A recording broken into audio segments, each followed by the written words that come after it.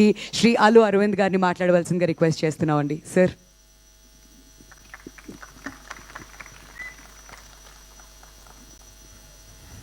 Vote of thanks అంటే జనరల్గా ఓ రెండు ముక్కలో నలుగురికి థ్యాంక్స్ చెప్పి ముగిస్తే అందరూ వెళ్ళిపోతారు. కానీ నాకు కొంచెం ఇంకొక 2 నిమిషాల పని ఎక్కువ ఉంది. మేము ఆహ్వానించగానే సంతోషంగా ఈ కార్యక్రమానికి విచ్చేసిన గౌరవ ముఖ్యమంత్రి రేవంత్ రెడ్డి గారికి నా హృదయపూర్వక నమస్కారం. Thank you sir. Thank you very much. And I appreciate you traveled all the way overseas and been here, being partners of Dolby. Thank you very much, sir. And Bunny, hi.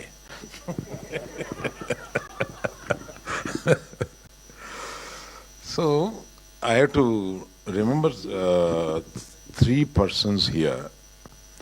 నేను ముగ్గురిని ఇందులో తప్పనిసరిగా గుర్తు చేసుకోవాలి. వారు ఇంతకు ముందే చెప్పారు. 50 సంవత్సరాల క్రితం ఈ ఇండస్ట్రీని అంటరాని ఇండస్ట్రీగా చూసిన సొసైటీ, ఆ సొసైటీలో నాన్నగారు నన్ను ప్రోత్సహించి నువ్వు దీక్షతో పనిచేస్తే ఈ సినిమా ఇండస్ట్రీలో పైకి వస్తావు, పర్వాలేదు ఇండస్ట్రీలోకి రా అని చెప్పడమే కాకుండా తన కూతుర్ని ఇండస్ట్రీలో ఉన్న వ్యక్తికి 45 ఏళ్ల క్రితం తను ఇచ్చి పెళ్లి చేశారు. అటువంటి భావం కల ఆయన ఇవాళ పైనుంచి వారు చెప్పినట్టుగా చూసి ఆనందపడుతూ ఉంటారండి. రెండో వ్యక్తి ఎంతో మందికి తను ఒక ఇన్స్పిరేషన్గా నిలిచి ఎంతోమందికి హీరోలు అవ్వడానికి ఒక బాట వేసి ఒక ఇన్స్పిరేషన్ ఇచ్చిన చిరంజీవి గారు. ఆయన్ని కూడా మనం తలుచుకోవాలి. నాకు ఈ ఎగ్జిబిషన్ సెక్టార్ మీద ఒక ఇంట్రెస్ట్ కలగజేసిన నారాయణదాస్ నరం గారు, మన ఏషియన్ ఫిలిమ్స్ వారు, ఆయన తలుచుకోవాలి. ఈ ముగ్గురిని నేను ఈ థియేటర్ ఓపెనింగ్ సందర్భంగా తప్పనిసరిగా తలుచుకోవాలి.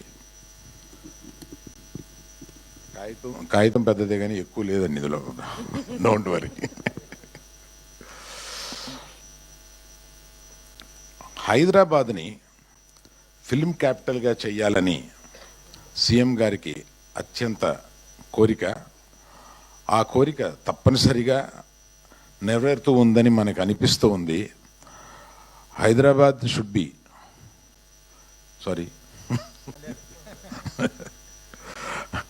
అంటే హైదరాబాద్ని ఫిల్మ్ క్యాపిటల్గా మీరు చేయాలన్న మీ దృఢ నిర్ణయానికి ఇండస్ట్రీ ఎప్పుడు తోడుంటుంది. మీరు అటువంటి ప్రయత్నాల్లోనే ఇది ఒక చిన్న ప్రయత్నం. ఎందుకంటే ఈ థియేటర్ ప్రపంచంలో 3 పెద్ద బిగ్గెస్ట్ డాల్బీ వారి ఉండగానే చెప్తున్నా, బిగ్గెస్ట్ డాల్బీ సినిమాస్ 3 ఉన్నాయి. అందులో ఒకటి హైదరాబాద్లో ఉంది, అదే ఇది.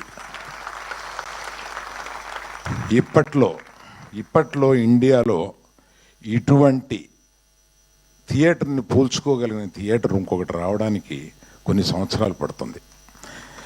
ఎందుకంటే ఇటువంటి నగరం, ఇది ఫైనాన్షియల్ డిస్ట్రిక్ట్ నగరంలో బొడ్డున ఉన్నట్టుగా అవ్వబోతుంది కొన్ని సంవత్సరాల్లో. అటువంటి ఈ ప్రాంతంలో 7 ఎకరాల స్థలంలో ఒక స్టూడియో, ఒక సినిమా థియేటర్ కట్టుకోకుండా నంబర్ ఆఫ్ కమర్షియల్ ఈగా చేసి ఉంటే కొన్ని కోట్ల రూపాయలు నెలకు వస్తాయి. కానీ నేను పుట్టింది, మా నాన్న పుట్టింది, బన్నీ పుట్టింది, వాళ్ళ అబ్బాయి పుట్టింది ఈ ఇండస్ట్రీలోనే ఉన్నారు. వాళ్ళ అబ్బాయి కూడా ఆల్రెడీ నేను వేషాలు వేస్తానని ఇంట్లో వేషాలు వేస్తున్నాడు.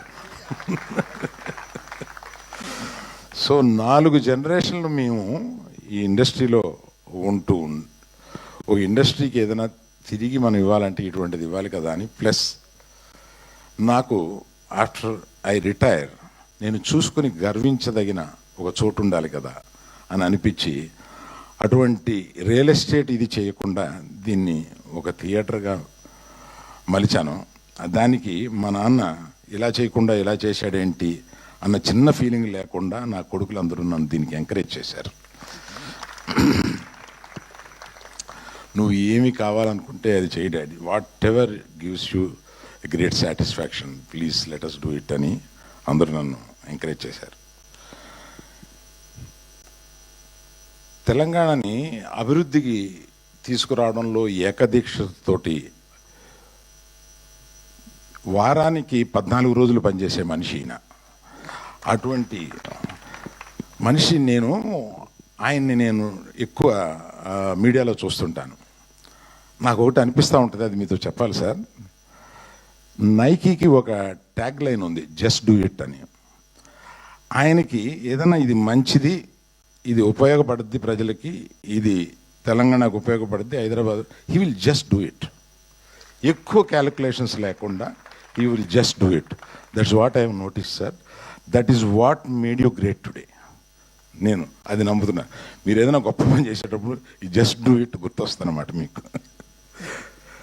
అటువంటి అది అనిపించి నాకు ఎప్పుడన్నా ఆయన ఎదురుగుండా మాట్లాడే సందర్భం వచ్చినప్పుడు ఇది చెప్పాలని అనిపించింది, చెప్పాను.